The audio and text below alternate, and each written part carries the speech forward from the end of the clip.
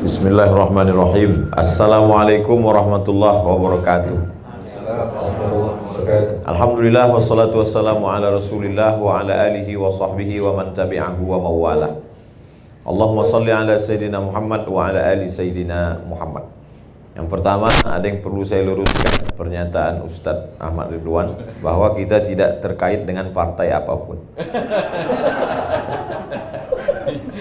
Ini perlu, karena kalau nanti tadi mukadimahnya partai, nanti dikaitkan dengan warna baju, warna sorban, dan warna batu cincin. Pertama tentu kullu amrin zibalin, semua amal yang baik, walam yubda bihamdillah, kalau tidak diawali dengan ucapan alhamdulillah, fahuwa aqta, maka amal itu putus. Kumpul-kumpul kita ini tidak bisa dibawa bekal menghadap Allah, itu makna putus. Hanya tinggal ya sebagai pertemuan saja. Tapi kalau diawali dengan alhamdulillah, maka dia bisa dibawa mati menghadap Allah Subhanahu wa ta'ala. Mudah-mudahan pertemuan kita ini bisa dijadikan bekal untuk menghadap Allah Subhanahu wa ta'ala. Kedua, berselawat kepada Nabi, karena kita bisa bersaudara itu memang betul karena Allah, tapi yang menjelaskannya Rasulullah Sallallahu Alaihi Wasallam, diteruskan oleh para pewaris Nabi, itulah dia para ulama. Allahumma salli ala Nabiyyina Muhammad wa ala ali Muhammad. Tadi Ustadz Qurtubi WA saya, mohon maaf Ustadz, ini kita agak terlambat karena jalan, karena macet, karena ini dan lain sebagainya. Saya balas sesuai dengan judul kita pagi ini. Apa judulnya Mas Rani?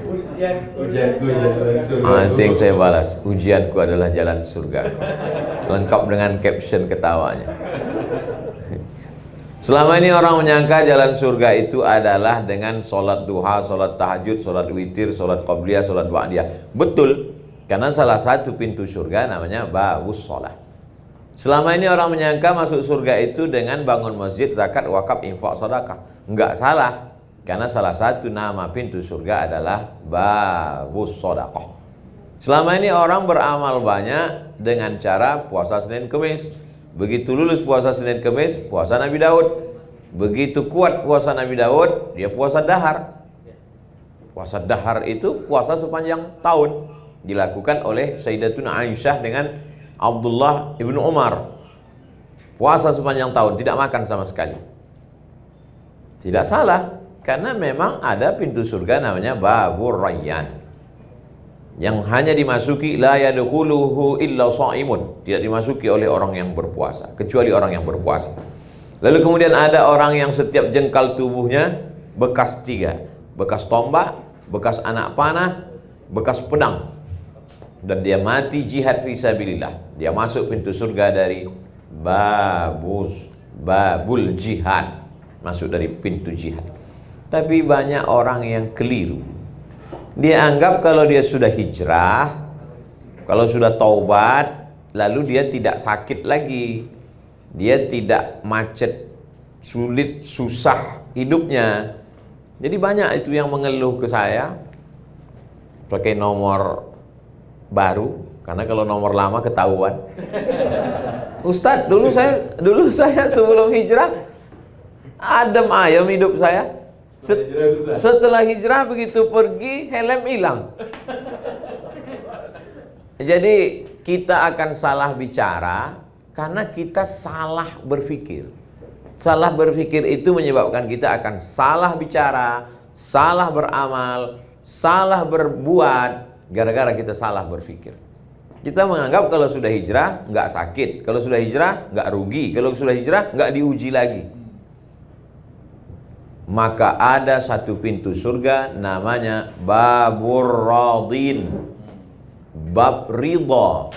Ridha menerima ketetapan Allah Subhanahu wa ta'ala. Dan itulah pintu yang paling tinggi. Semua penghuni surga ketika sudah masuk surga ditanya Allah Subhanahu wa ta'ala, "Madza turidun?" Kalau bahasa kampung kami, what do you want? Penghuni surga, Ustaz Ridwan pura-pura nggak tahu aja.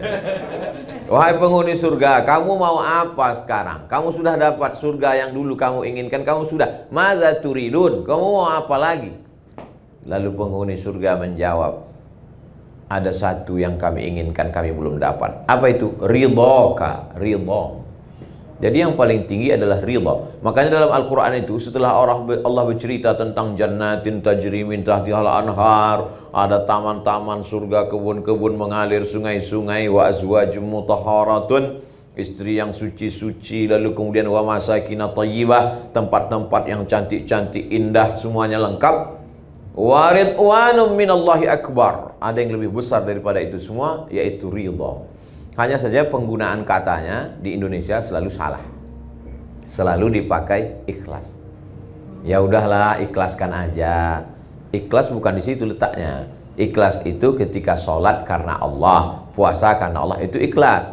Kalau plong menerima ketetapan Allah, itu namanya bukan ikhlas, ridha. Tapi kita udah terlanjur salah, ya udahlah, kita teruskan aja kesalahan itu. Ya udah, nggak apa-apa. Yang penting dia ngerti, dia paham. Sama seperti silaturahim. Silaturahim yang benar itu, kalau saya dengan Ustadz Ridwan, itu yang tepat adalah ukhuwah. Karena kita bersaudara, tidak ada hubungan. Yang silaturahim itu neneknya satu, ibu bapaknya saudaranya, saudara kandung, nanti ketemu pada rahim neneknya. Pertemuan cucu-cucu itu disebut dengan silaturahim. Tapi kita udah terlanjur buat silatnas, silaturahim nasional. Ya udah, kita teruskan aja kesalahan itu. Nggak apa-apa. Kalau dalam istilah kamus bahasa Arab namanya khotok syai'. Sudah salah tapi sudah terlanjur populer. Saya terus terang, biasa pengajian di Jakarta biasa-biasa aja, tapi hari ini serasa mengaji di luar negeri. Coba lihat dari baliho belakang. Masya Allah. Di mana gitu? Tolong nanti yang ngambil foto dari belakang. Jadi ada satu yang paling tinggi adalah ridha menerima ketetapan Allah. Tapi saya tidak ingin pengajian ini dipotong. Saya tidak ingin setelah kajian ini komunitas Mas Roni, komunitas Pak Arman, komunitas kita semua, jamaah Ustadz Ridwan yang menonton ini tiba-tiba pas nanti evaluasi, gimana program-program bisnis kita ke depan? Ya udahlah, kita ridho aja. Bukan itu makna ridho. Kita punya motor, motornya dibawa kajian, sampai di tempat kajian diparkir, lalu kemudian stangnya dikunci, ban depannya diikat pakai rantai besi, ban belakangnya juga diikat ke pohon pinang, pohon palem. Begitu keluar kajian, pohon palemnya disinsu orang. Maka saat itu yang bisa kita lakukan hanya ridha. Kita pukul pipi kita sampai pecah, kita tarik rambut kita, itu tidak akan kembali. Maka satu-satunya yang bisa kita lakukan adalah ridha. Ridha setelah usaha. Itu bedanya Ahlus Sunnah dengan Jabariyah. Sedangkan Jabariyah, satu kelompok, dia tidak ada usaha. Tenang aja. Abang nggak kerja, terserah Allah aja. Mana tahu ada suami ibu-ibu yang mazhabnya Jabariyah.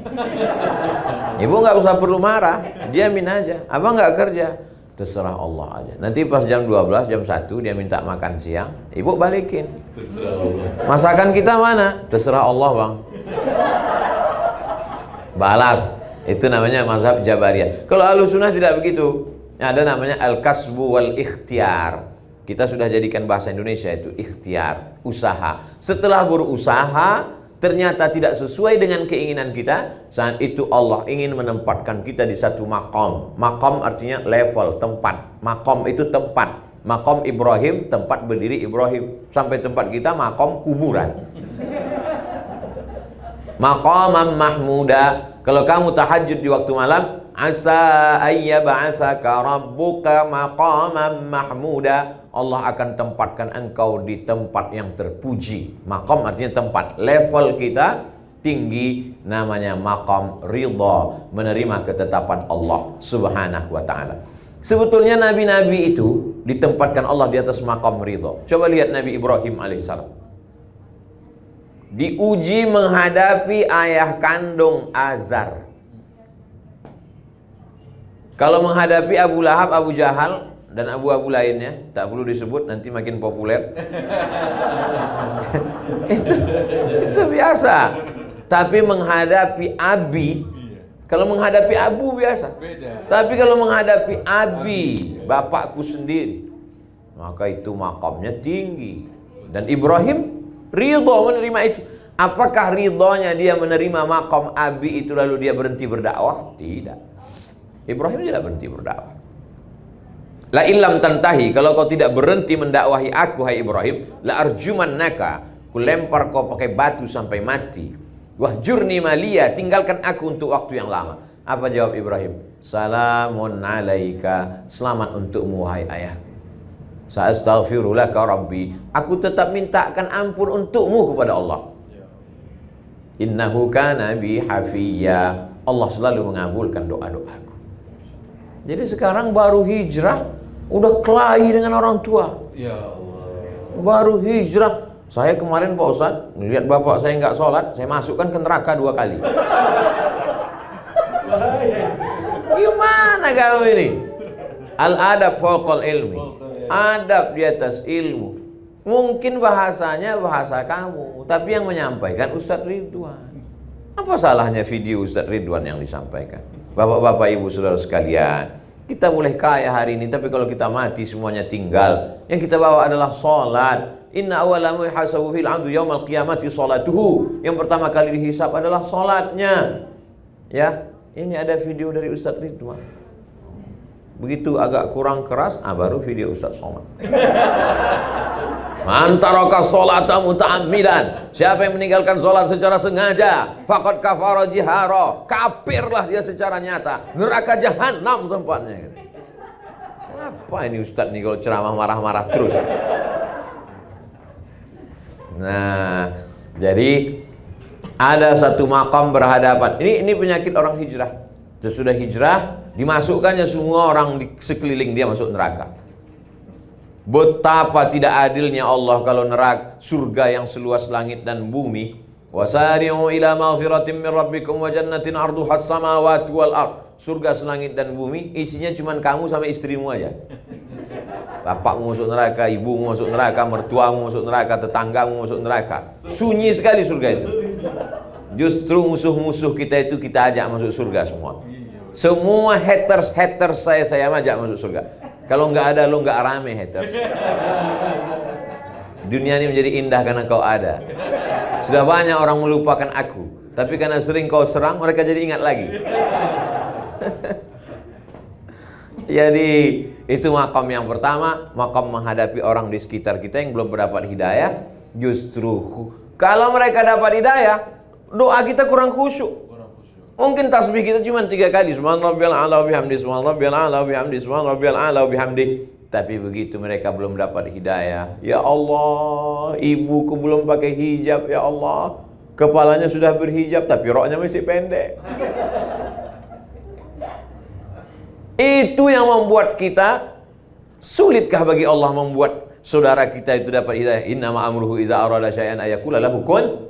Allah cuma ingin melihat tetesan air mata kita di tengah malam.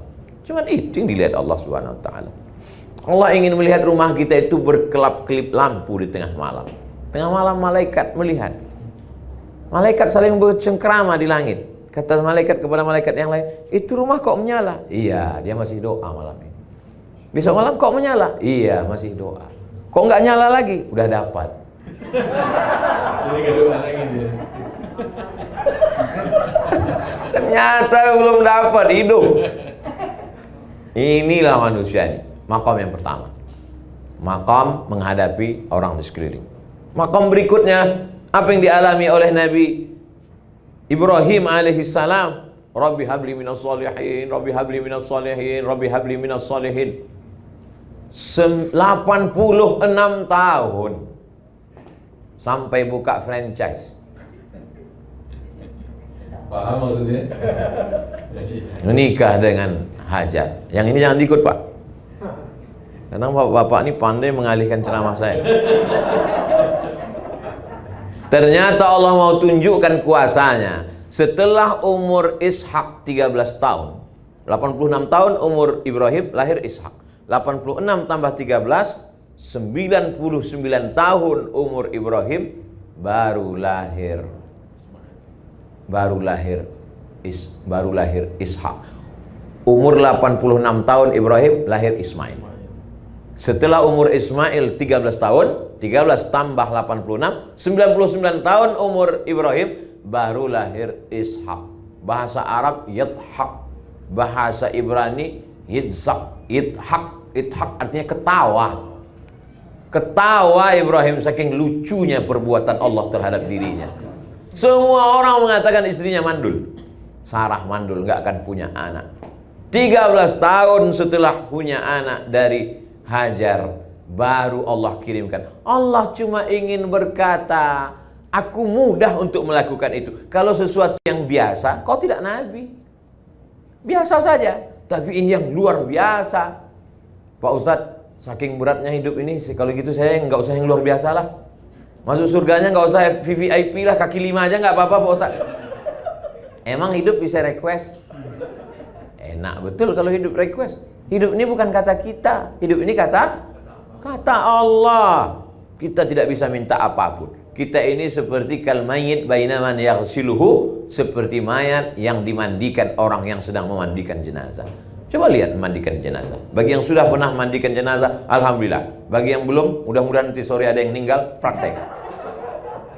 Tangannya dibelok kanan, hidungnya ditusuk pakai kapas, nggak ngelawan. Begitulah kita di antara takdir permainan Allah Subhanahu wa taala. Ibrahim merasakan itu. Akhirnya apa yang terjadi? Allah Ta'ala ingin Ibrahim berada pada maqam level ridha. Tapi ridha dia tidak membuat dia tidak berusaha. Ridha dia tidak membuat dia tidak berdoa. Dia tetap berdoa. Dia tidak pernah berhenti berdoa. Rabbi habli minas salihin, Rabbi habli minas salihin. Nabi Zakaria, Rabbi habli min ladunka dzurriyyatan thayyibah. Nabi-nabi berdoa. Ini baru hijrah 2 hari, enggak mau berdoa lagi. Kau enggak berdoa? Terserah Allah aja Ustaz. Siapa ente enggak berdoa? Kenapa ente enggak berdoa lagi? Enggak diterima-terima Pak Ustaz, enggak kabul-kabul Pak Ustaz. Nabi Muhammad sallallahu alaihi wasallam sampai di kota Madinah ngadap ke Baitul Maqdis. Orang Yahudi ngejek. Tuh. Masa dia sholat ngadap ke tempat ibadah kita di Palestina? Kenapa nggak ngadap ke Ka'bah? Allah mau nguji Nabi. Akhirnya mata Nabi mendongak ke atas. Apa kata Allah? Qad nara taqalluba wajhika fis sama'. Kami lihat wajahmu menghadap ke langit. Falanuwalliyannaka qiblatan tardaha. Kami akan menghadapkan arah kiblat sesuai yang kau inginkan. Turunlah ayat di bulan Sya'ban. Fawalli wajhaka syatral masjidil haram. Hadapkanlah wajahmu ke arah Masjidil Haram. Berapa lama Nabi menghadapi ejekan, cacian, makian, bully dari haters Yahudi itu? 17 bulan. 17 bulan, 16 sampai 17 bulan dicaci maki. Barulah pindah arah solat ke arah kiblat Ka'bah Al-Musyarrafah di Makkah Al-Mukarramah. Ada ujian. Padahal kalau mau Nabi Muhammad itu tinggal berdoa. Wala saufa yu'tika rabbuka fatarda. Apapun yang kau mau ku kasih ya Muhammad. Tapi bukan masalahnya kemauan kita, tapi kemauan Allah Subhanahu wa taala. Kesalahan orang hijrah selalu memaksa Allah untuk mengikut keinginan dia. Dianggapnya Allah itu tukang legalisir. Dia mau, kita mau fotokopi ini diakui oleh dinas pendidikan. Karena kita mau fotokopi ini diakui dinas pendidikan, kita bawa ke kepala sekolah supaya dilegalisir. Kita anggap Allah tukang legalisir. Kita mau, lalu kita paksa Allah ingin mengikuti kemauan kita. Ketika Allah tidak mengikuti kemauan kita, kita katakan, tak bermakna hijrahku. Hijrah apa hijrahmu? Ini penting memahami pemahaman yang benar. Hijrah adalah ketika Ibrahim berkata, Hanifan musliman wa ma ana minal musyrikin. Hanifan condong kepada Allah. Selama ini condongnya kepada ayah, selama ini condongnya kepada anak, selama ini condongnya kepada harta, selama ini condong itu apa sih Pak Ustadz? Miring. Miring itu apa sih Pak Ustadz? Cenderung. Cenderung itu Pak Ustadz, pahamilah sendiri payah betul ceramahnya. Selama ini miringnya, cenderungnya, condongnya kepada materi, kepada dunia. Setelah itu dia cenderung mengikut Allah Subhanahu wa ta'ala. Jadi sekarang orang selalu berpemahaman, kalau saya sudah pindah, Allah sudah pilihkan saya jalan, maka Allah berikan saya yang mulus-mulus, yang nyaman-nyaman, yang enak-enak, yang mudah-mudah saja. Faksusil qasasa, ceritakan kisah-kisah itu wahai Muhammad, la'allahum yatafakkarun, supaya mereka berpikir. Makanya namanya kita sebut 4 kali. Allahumma shalli ala sayyidina Muhammad wa ali Muhammad kama shallaita ala Ibrahim wa ala ali Ibrahim. Allahumma barik ala sayyidina Muhammad wa ala ali Muhammad kama barakta ala Ibrahim wa ala ali Ibrahim. Ibrahim tidak pernah hidup di zona aman dalam perjalanan hidup Ibrahim. Dari mulai pindah dari Babel, asalnya Ibrahim itu di Babel. Babel itu Babilonia, bukan Bangka Belitung. Dari Babilonia mau pindah ke Palestina, diperiksa di perbatasan. Di perbatasan diperiksa. Di situ ada seorang penguasa yang mengambil siapa saja yang punya istri yang bagus, cantik, cakep, diambil sama penguasa. Jadi memang penguasa ini unik-unik hobinya. Dia anak gadis nggak mau, bini orang aja yang mau diambil. Maka ketika Ibrahim pindah lewat di situ, pas ditanya Nabi Ibrahim, ini perempuan ini siapa? Kata Nabi Ibrahim menjawab, ukhti, my sister. Ini saudari saya. Setelah lewat pemeriksaan, Sarah komplain. Aku kan istrimu, kata Sarah. Kenapa kau bilang aku saudarimu? Ukhti fil iman, saudaraku seiman. Karena kalau aku jawab istriku itu penguasanya jahat, nanti kau diambilnya. Ini menjadi jawaban bagi ibu-ibu. Mana tahu kebaca HP bapak, atau pas lagi jalan di mall, ini siapa? Ini saudari saya. Ada bocoran dulu. Saudara yang dimuliakan Allah Subhanahu wa taala, ada maqam. Apa tujuan Ustadz bercerita tentang Nabi Ibrahim? Supaya ketika kita menyebut nama Ibrahim, kita tahu bahwa Ibrahim tidak pernah berada pada zona nyaman. Berhadapan dengan ayah kandung, lulus. Berhadapan dengan orang, ring 1 lulus, sekarang ring 2, masyarakat sekitar, penyembah berhala. Masuk Nabi Ibrahim alaihissalam ke dalam, dia ambil itu kampak, dia hancurkan berhala-berhala yang kecil.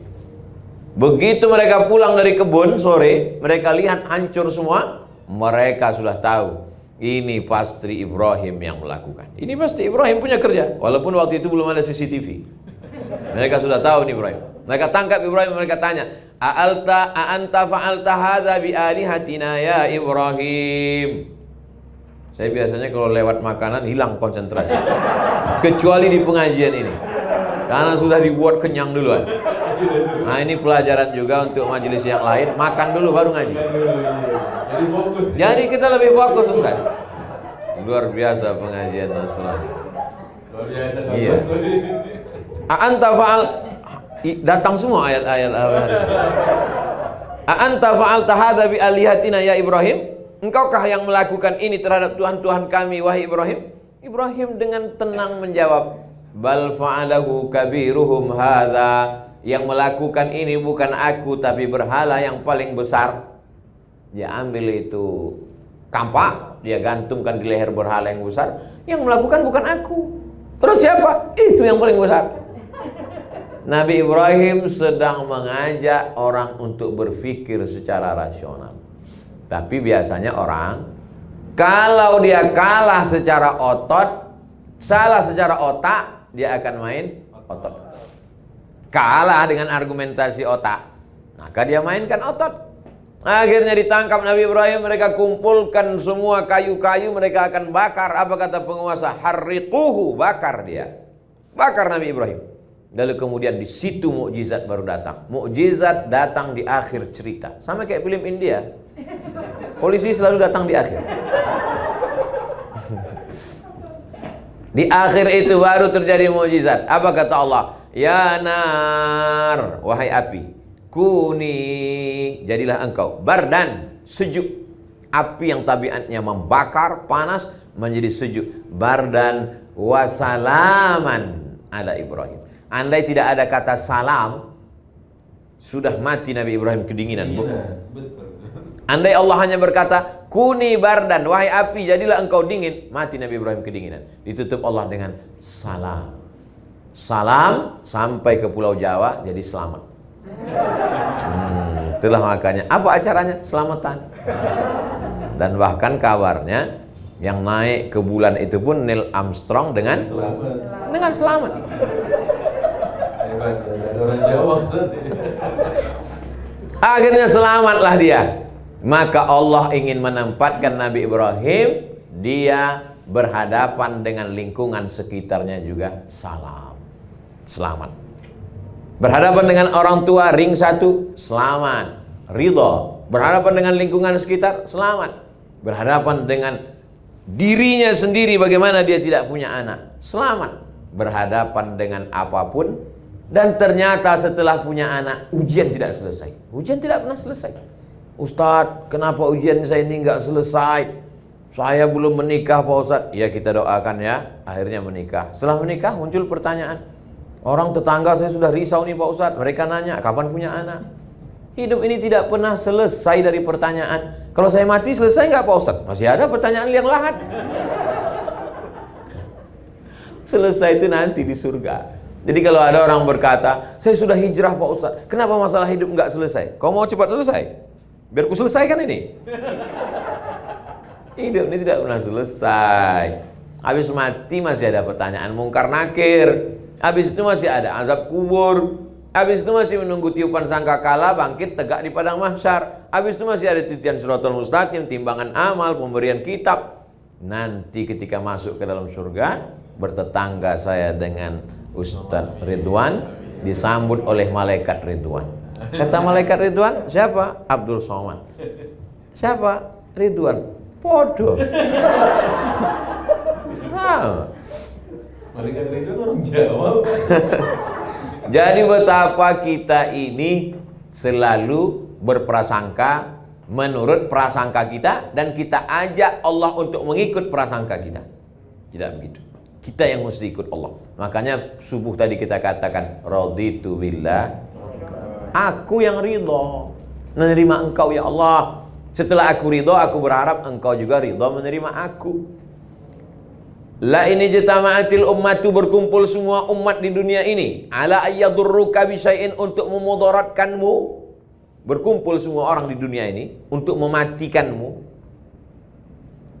Lan yadurruka, mereka tidak akan mampu memudaratkanmu, illa qad kataballahu alaik, kecuali sudah ditetapkan Allah Subhanahu wa taala. Berkumpul ikatan dukun internasional. Dari mulai David Copperfield sampai semua-semuanya yang lokal. Saya tidak sebutkan nama-nama yang lokal, saya takut mereka semuanya aliansi dukun se-Indonesia melaporkan saya ke Mabes. Saya mulai agak hati-hati ceramah sekarang. Berkumpul semua dukun-dukun santet untuk menyantet Abdul Somad. Kalau tidak, kata Allah, apakah akan terjadi? Tidak. Makanya kata Syekh Muhammad At-Mutawalli Asy-Sya'rawi, sehebat-hebat yang bisa dilakukan musuhmu adalah hanya menepati takdir Allah. Sehebat-hebat yang dilakukan musuhmu adalah menepati takdir Allah. Kalau tidak, kata Allah, maka tidak. Saya masih bingung Pak Ustaz. Masa perbuatan mereka itu adalah takdir Allah, ketetapan Allah Subhanahu wa taala? Tidak ada daun yang jatuh, tidak ada ranting yang patah, tidak ada yang mati, tidak ada yang tersakiti, tidak ada satupun yang terjadi di luar dari kuasa Allah. Siapa yang mengatakan bahwa itu di luar kuasa Allah, berarti rusak tauhidnya, rusak akidahnya kepada Allah Subhanahu wa taala. Jadi kalau kita kena, berarti itu juga adalah ujian, dan yang diinginkan Allah dari ujian itu adalah ridha. Ridha menerima ketetapan Allah. Tapi jangan setelah ridho lalu tidak berobat. Kau sudah panggil ustaz untuk meruqyah. Enggak, saya ridho aja sampai mati Pak Ustaz. Ruqyah, panggil Ustaz Ridwan. Ustaz Somad bisa ruqyah? Bisa. Tapi kadang jinnya ada yang takut, ada yang enggak. Saya sedang jalan. Pas lagi saya sedang jalan, saya waktu itu jadi dewan juri musabaqah tilawatil Quran. Pagi-pagi saya jalan, dipanggil sama Qori, salah satu qori dari balik jendela. Ustaz Somad, ada apa? Saya bilang, ada qori'ah kerasukan setan. Saya mau pergi. Saya kan nggak pernah muruqyah karena saya ceramah. Mau pergi, cuman gengsi. Masa LCMA pergi meninggalkan? Ada apa? Saya bilang. Ini, saya lihat dia ruqyah, diambilnya botol, dia bacakan.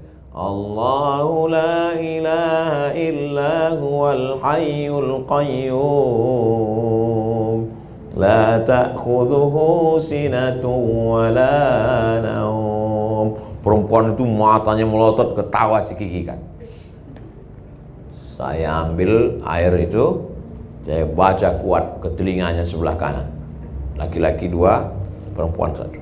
Allahu la ilaha, kuat-kuat suara saya. Begitu selesai saya bacakan, sehat dia. Entah karena ayat itu atau karena dia terkejut, Allah. Tapi sejak itu saya tak pernah lagi meruqyah. Setiap ada orang minta ruqyah kerasukan setan, rumahnya diganggu, warungnya dikerjain, selalu saya serahkan ke sahabat-sahabat saya. Di antaranya yang menulis buku ensiklopedia ruqyah jin setan, namanya Ustadz Musdar Bustamam LC, orang Medan, tapi selalu juga ke Jakarta. Bisa tulis di Google Musdar, itu sekaligus endorse.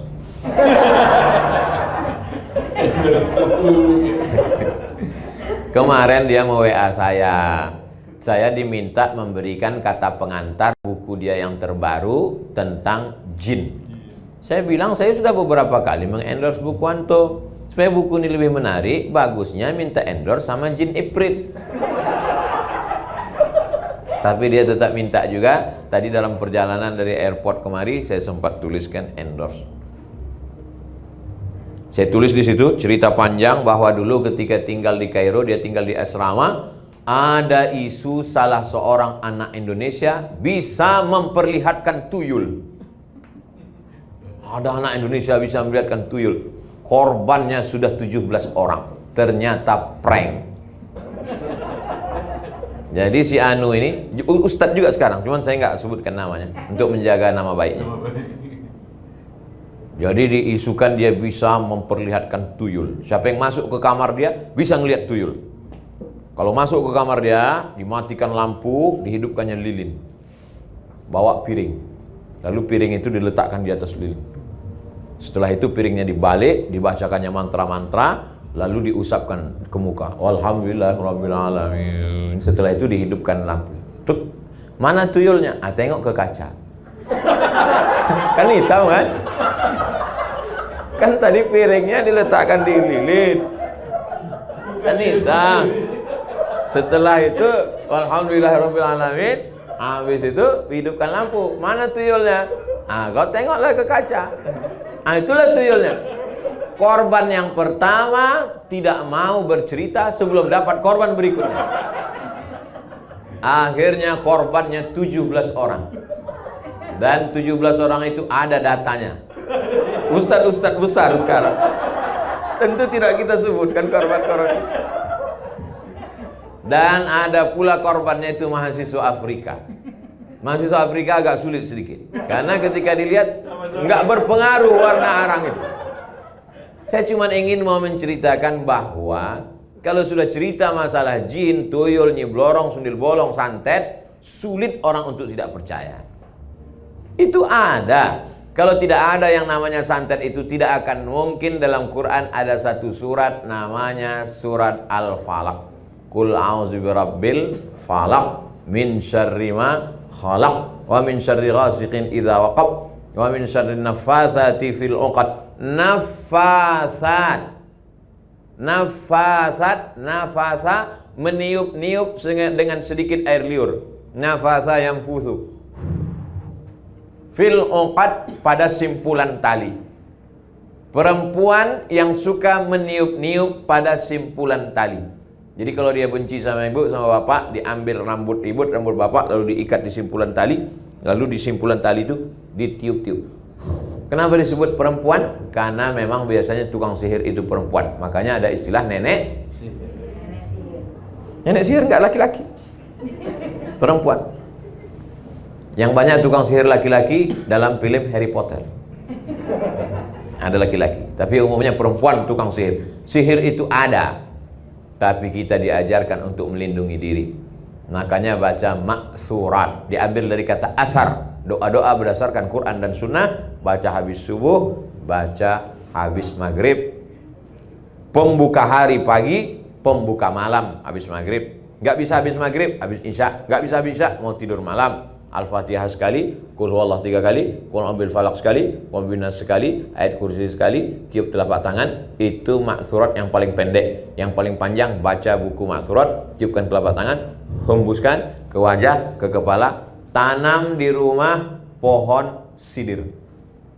Beli pohon sidir, pohon bidara, sidir. Pohon sidir ditanam. Ustaz ada tanam? Ada. Kalau terjadi sesuatu, ambil 7 helai, ditumbuk pakai batu atau digosok, dimasukkan ke air, dibacakan ayat-ayat ruqyah, ditiupkan, disiramkan. Ini semua itu menunjukkan bahwa gangguan jin, setan, hantu ada. Lain padang, lain belalang, lain lubuk, lain ikannya. Lain tempat, lain namanya. Di sini lain namanya, di sana lain namanya. Kalau yang tinggi besar, begu ganjang namanya. Kalau yang pendek, tuyul. Kalau yang nggak bisa jalan, suster ngesot. Itu semua jin, hantu, setan. Kalau tidak ada santet itu, tidak akan mungkin ada. Orang barat yang tidak percaya kepada dunia magic pun percaya. Buktinya ada black magic. Black magic bukan berarti ada white magic. Itu menunjukkan bahwa sihir ada. Dan kita disuruh minta perlindungan Allah SWT. Mungkin doa kita sama, tapi hati kita tak sama. Hati kita kotor. Maka minta perlindungan dari para ustadz. Minta nomor-nomor dari Ustadz Ridwan, siapa yang spesialisasi di bidang ruqyah, di bidang doa. Kalau ada sahabat yang sakit, apakah Nabi itu semuanya hanya bekal ruqyah doa saja? Tidak. Nabi menyuruh sahabat berdoa kepada Haris bin Kaldah. Haris bin Kaldah itu adalah seorang alumni dari Jandi Sabur Persia. Siapa dia? Dokter. Jadi kalau hari ini ada orang tidak mau berobat ke dokter, kamu gak ke dokter? Gak Pak Ustadz, bid'ah wa kullu bid'atin dhalalah. Berobat ke dokter. Nabi juga menganjurkan obat herbal. Mana contoh hadis tentang herbal? Alaikum bisyifa ini, hendaklah kamu berobat dengan 2, al-asal wal Quran. Asal, madu, Al-Quran. Habbatu sauda syifa'un min kulli da'. Habba sauda, jintan hitam, obat dari segala macam penyakit. Kalau kami dulu di Mesir dibeli habba sauda itu 1 kilo, dimasukkan ke gelas, dimasak sebanyak air gelas, ditunggu kering sampai setengah. Air yang setengah itu diminum. Nah sekarang tidak perlu lagi, sudah ada kapsul, sudah ada disuling, minyak, sudah ada macam-macam, maka bubuk sudah ada, maka kita tinggal berobat. Semua cara, sudah makan herbal, madu, habba sauda, sudah pakai kostul indi, sudah pakai doa ruqyah, minta pada kiai guru habib, sudah juga. Sebetulnya apa yang diinginkan Allah? Baru kita paham. Allah cuma ingin kita dapat pahala berusaha berobat. Dan Allah ingin kita mendapat pahala yang lebih tinggi daripada mati syahid, lebih tinggi daripada haji mabrur, lebih tinggi daripada jihad, yaitu pahala ridha, menerima ketetapan Allah Subhanahu wa taala. Saya tidak tahu salat subuh tadi saya diterima Allah apa tidak. Saya tidak tahu haji saya itu diterima Allah jadi haji mabrur apa tidak. Saya tidak tahu apakah sedekah saya itu ikhlas atau tidak. Tapi saya tahu bahwa saya diridhai Allah atau tidak. Begitu kata Imam Al-Qushairi dalam kitab Ar-Risalah Al-Qushairiyah. Sahabat-sahabatnya yang mendengar heran. Dari mana kau tahu bahwa kau diridhoi Allah? Aku tahu bahwa aku diridhoi Allah. Dari mana kau tahu? Apa tandanya? Ketika aku ridha menerima ketetapan Allah, saat itulah aku tahu bahwa aku sedang diridhoi Allah. Kalau kita ridha dengan ketetapan Allah, sesungguhnya kita sedang diridhoi Allah. Man radhiya falahu ridha wa man sakhita falahu sukhtu. Siapa yang ridha menerima ketetapan Allah, dia dapat ridha Allah. Siapa yang murka, gelisah, melawan, maka sesungguhnya dia pun sedang berada dalam murka Allah SWT. Sampai-sampai diancam Allah. Man lam yartadha biqada'i, siapa yang tidak ridha menerima takdirku, wa lam yasbir bi bala'i, tidak sabar menerima ketetapanku, falyatlub rabban siwaya, carilah Tuhan selain aku. Ancaman yang luar biasa. Mau nyari Tuhan kemana lagi? Kita berkata tiap hari asyhadu alla ilaha illallah. Mau cari Tuhan selain dia, la syarikalah, tiada sekutu. Makanya puncak tertinggi adalah ridho. Tapi yang enak itu ceramah tentang ridho. Pas ketika berhadapan, ayatnya hilang, hadisnya terbang. Lalu siapa yang menasihati Abdul Somad? Ustadz Ridwan. Makanya ada watawasau bil haq, saling menasehati.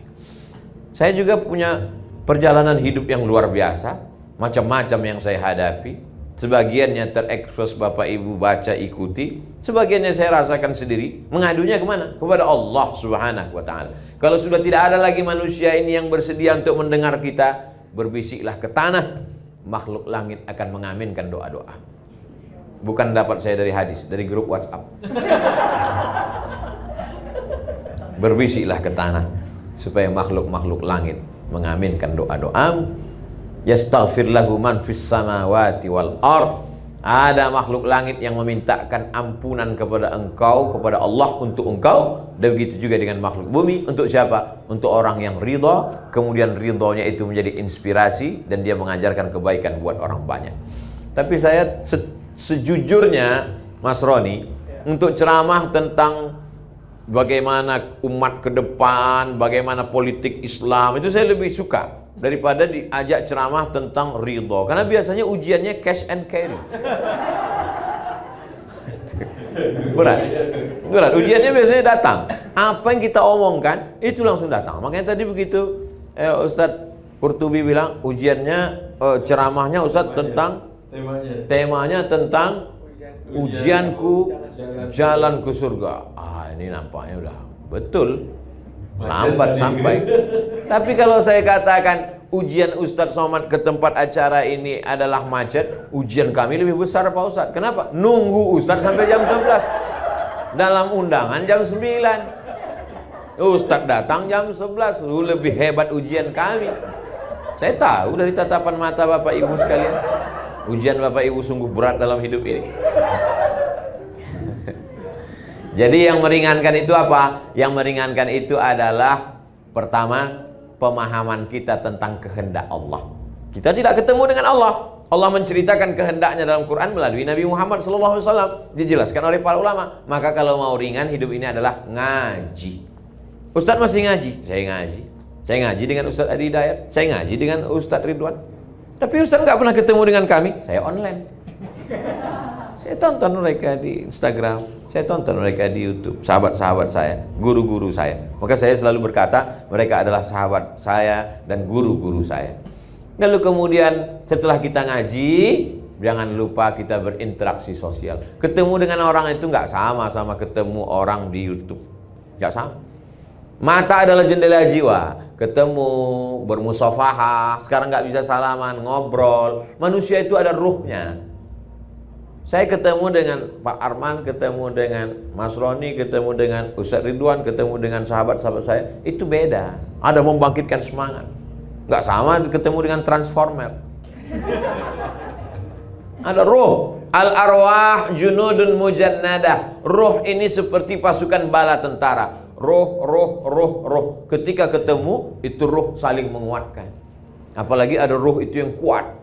Makanya orang sehat, orang sakit itu dijenguk di rumah sakit, di ruang ICU. Kenapa? Karena ketika dijenguk dia sehat. Saya datang menjenguk sahabat saya yang sakit. Begitu saya datang dia langsung duduk.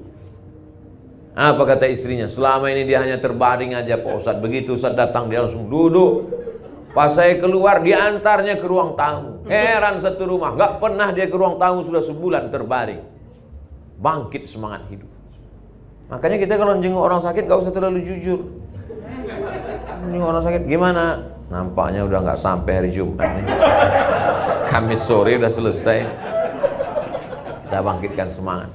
Ustadz Somad, iya Pak. Gimana menurut Ustadz saya ini? Kenapa Pak? Divonis dokter saya katanya meninggal. Dokter itu lebih dulu meninggal Pak. Allah Maha Kuasa. Bangkitkan semangat hidupnya. Maka ini penting. Hablum minallah dan hablum minannas. Bagaimana kita mau ketemu Allah? Bagaimana kita jumpa sama Allah? Bagaimana kita tahu kemauan Allah? Allah sudah ceritakan kemauannya dalam Quran dan Sunnah. Dijelaskan oleh Nabi Muhammad SAW. Nabi sudah meninggal. Al-ulama warasatul anbiya. Maka tadi saya nanya, pengajian komunitas ini masih ada Mas Roni? Masih Ustadz. Tapi karena kita pandemi nggak bisa. Online mesti dibuat. Ustadz Ron, ustadz kita, maka ini semua. Karena kalau tidak, kita akan putus kontak dengan Allah Subhanahu wa Ta'ala. Setelah kita tahu kemauan Allah, maka jangan sampai putus kontak dengan Allah melalui zikir. Wa ana ma'ahu idza dzakarani. Aku selamanya bersama dia selama dia mengingat aku. Fadhkuruni adzkurkum. Sebutlah aku, ingatlah aku, maka aku pun akan mengingatmu, aku pun akan menyebutmu. Tadi sedang makan, masuk WA dari Sudan. Aku mimpi Ustadz sudah 3 kali dalam bulan ini. Laki-laki bukan perempuan. Perlu dipertegas kalau sekarang ini. Aku mimpi Ustadz sudah 3 kali dalam bulan ini. Nama dia beberapa hari ini kami sebut karena ada kawan yang mau daftar S3 ke Sudan. Namanya disebut di Pekanbaru, disebut di Jakarta, bahkan tadi sampai di airport masih saya sebut namanya. Maka connect, ternyata ruh orang beriman selalu. Kalau manusia saja disebut namanya, connect dan mimpi dia di sana, Allah Subhanahu wa Ta'ala yang lebih dekat. Kita sebut dia, minta kepada Allah, sujud memohon kepada Allah Subhanahu wa Ta'ala. Yang curhat kepada manusia, curhat kepada dia, direkamnya, dijadikan vlog, diuploadnya ke IG. Habis kita di komen orang. Curhat kepada dia hari ini sebagai kawan, besok dia berubah jadi lawan. Habis dibukakannya rahasia kita. Curhat kepada Allah Subhanahu wa Ta'ala. Curhat kepada Ustadz, boleh, Ustadz Ridwan, jangan ke saya. Itu menambah masalah saya aja. Saya mulai tadi jam 11 kurang 10, sekarang sudah jam 12 kurang 20. Itulah 50 menit kebersamaan kita. Puncaknya adalah Allah ingin kita masuk surga melalui satu pintu yang belum ditempuh oleh orang lain. Dari pintu solat kita insya Allah akan masuk dari sana karena solat kita. Amin. Masuk dari pintu sedekah kita akan masuk dari sana karena sedekah kita. Masuk dari pintu satu ini tak banyak orang yang bisa, dan Allah ingin kita masuk dari pintu itu, pintu ridha, menerima ketetapan Allah dengan tetap berusaha menurut Ahlus Sunnah wal Jamaah. Terima kasih. Selanjutnya saya kembalikan ke Al-Mukarram Ustadz Ridwan, Mas Roni. Wassalamualaikum warahmatullahi wabarakatuh.